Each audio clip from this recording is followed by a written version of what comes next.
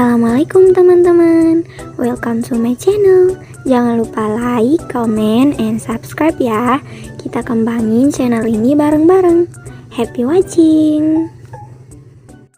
Dan di antara ciri ibadah yang diterima, terkhusus salat, adalah nampak dari faidah-faidah ibadah itu tersanding setelah menunaikan amalan tuntas dikerjakan seperti tersebut dalam Al-Quran.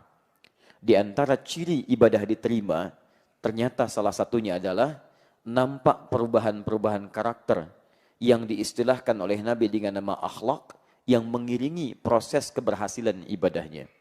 Kita baru tuntas mengerjakan solat. Di antara ukuran keberhasilan solat, itu ada di Quran surah ke-29 ayat ke-45. Utslu ma uhya ilaika minal kitab. Sebelum sholat, silahkan Anda baca dulu, pelajari dulu, pahami dulu. Segala yang diwahyukan pada Nabi kita Muhammad SAW, tertuang ketentuannya dalam Al-Quran, penjelasannya dalam sunnah Nabi SAW. Wa aqimis salah, dan tunaikan sholat dengan benar. Inna salata tanha anil fahsya'i wal munkar. Sungguh, sholat itu bila benar ditunaikan, sesuai ketentuannya, sesuai tuntunan nabinya, maka ia pasti akan melahirkan sifat-sifat kebaikan. Teman-teman, sifat kebaikan inilah kemudian yang disebut oleh Nabi SAW dengan nama akhlak. Jadi kalau orang salatnya baik, akhlaknya pasti baik. Orang salatnya baik, terbebas dari dua sumber keburukan. Jadi kalau ada seseorang tidak baik, sifat dan sikapnya, itu tidak ada yang ketiga, hanya dua. Kalau bukan fahsya, itu pasti mungkar. Fahsya, keburukan yang bersumber dari syahwat. Maaf, pornografi, fahsya. Porno aksi, fahsya. Kata-kata jorok, fahsya. LGBT, fahsya. Jadi mustahil ada orang yang salat, tapi masih berbuat fahsya. Mustahil. Saya sering katakan pada Anda, hampir dalam setiap kesempatan. Kalau ada orang tidak sholat, kata-katanya kotor, dia tidak sholat. Tapi kalau Anda sholat, kata-kata Anda masih kotor, ada yang salah dalam sholat Anda.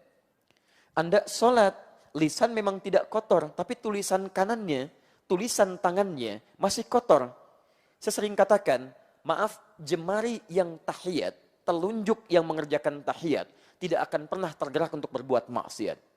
Sama, lisan memang tidak berkata kotor, tangan tidak mengerjakan yang kotor, tapi pandangan, hobi melihat yang tidak baik. Sama, ada yang salah dalam salatnya. Demikian pula mungkar. Mungkar, perbuatan yang diingkari oleh hati. Jadi jika raga kita mengerjakan, hati kita menolaknya. Sumbernya nafsu perut dan akal. Bohong, itu mungkar. Mencuri, itu mungkar. Korupsi, itu mungkar. Berselisih, itu mungkar. Nah, teman-teman, jadi mustahil kalau ada orang sholat, berbuat mungkar itu mustahil. Kalau tidak sholat, mengerjakan mungkar, dia tidak sholat. Tapi antum sholat, berbuat mungkar ada yang salah. Karena itu kalau orang masih sholat, kemudian tubuhnya mengerjakan yang mungkar, pasti hatinya mengingkari. Tidak percaya silahkan cek. Lisan berkata yang kotor, dusta misalnya. Itu pasti hatinya tidak sepakat. Dari mana Pak kemarin? Dari kantor. Padahal misalnya main golf. Maka ketika lisan mengatakan dari kantor, itu hatinya akan mengingkari. Dusta. Bohong.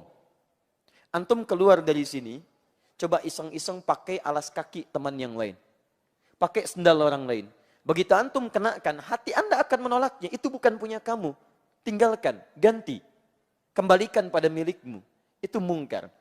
Jadi secara sederhana, seorang yang benar ibadahnya, berhasil diterima oleh Allah, maka salah satu ukurannya adalah jika ada akhlak melekat dalam setiap perilakunya.